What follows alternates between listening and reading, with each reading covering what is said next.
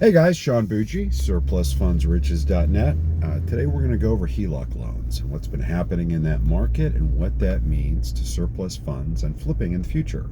So in the next year or two particularly, there's two impacts you're going to see from the HELOC loans. And remember, what's going on right now is we've got super low inventory because if somebody's in a starter home or mid-level home and they wanted to move up, they don't want to do that. They don't want to give up a lot of folks were in the 3% range. They either bought during the pandemic or shortly thereafter, or they refied during that time period into like a 3% loan, 3.5, something like that. And now they're looking at 7% going, I'm not going to move up.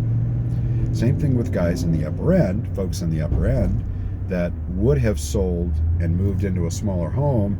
They're looking at it going, I am not going to buy a smaller home, throw the equity into that when I'm still going to have the same payment at the end of the day because rates have doubled, right? So we've got this lock on the market. But what people don't understand is, there's always opportunity somewhere. And in the lending industry right now, that opportunity is in HELOC loans, home equity lines of credit. People are tapping that while they still have good credit. Some people are starting to get into trouble, but while they still have good credit, they're tapping into these home equity lines of credit and they're picking those up. Now there's two parts to that, okay? The first one is now you've got all these extra people in debt. And by the way, they didn't have to have a mortgage to get this. They could have been somebody who had normally gone into a tax sale, but he had good credit. He was able to get a home equity line of credit on the property, and that's all he's got. But it was a way for him to kind of catch up, and well, not catch up because if he was behind, he'd be in trouble. But it was a way for him or her to get ahead of the game a little bit and stave off issues. Same thing with guys with mortgages. They're facing major upticks in inflation. Gas, every kind of commodity out there.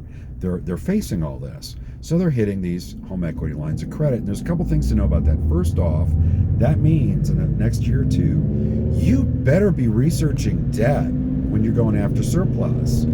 I've said this from the beginning, since we first started launching this stuff in the early 2000s, right? Teaching this. And that is, it's extremely important to make sure there wasn't additional debt because that debt can have a priority claim to the overage in front of the ex-owner. So it's always been important, but now even more so because you had guys during the pandemic cashing out. You have folks since then that have cashed out. The rates aren't that much different for mortgages, but we're talking about picking up a $25,000 HELOC. We're not talking about refinancing a $400,000 home. So you're seeing a lot of that. And the impact is going to be, yes, you're going to have to, of course, research debt. You always had to do that. But now it's going to be even more important because you're not going to just get lucky and there not be debt there. There's going to be debt there, okay? The second thing is, though, a lot of those are tied to the Fed's rate.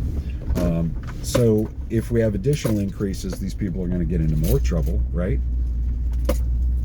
And just so you guys know, if somebody takes out a $25,000 HELOC, what a HELOC is they give you basically a checkbook, okay?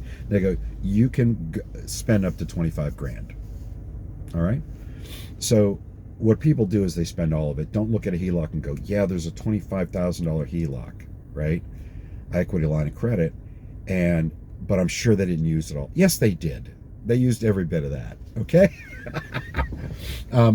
They don't take out that debt not to. And it makes sense for them because they're like, well, if I'm stuck in this house, if they normally would have moved up, but now the rates are too high, I'm stuck in this house, so I might as well make it nice. Or I'm in an upper end home, maybe there's something I can do. Maybe it was somebody that had physical issues where they were going to have to move into a smaller ranch style home, 1-story home, because they had some issues with mobility. Now they're like, forget it, I'll make the improvements to the house to where I can get around it. So you guys better be watching your debt. But what this is also going to mean is we're going to see more and more foreclosures because people are taking on additional debt during an inflationary period. Important to know. Hope this has helped.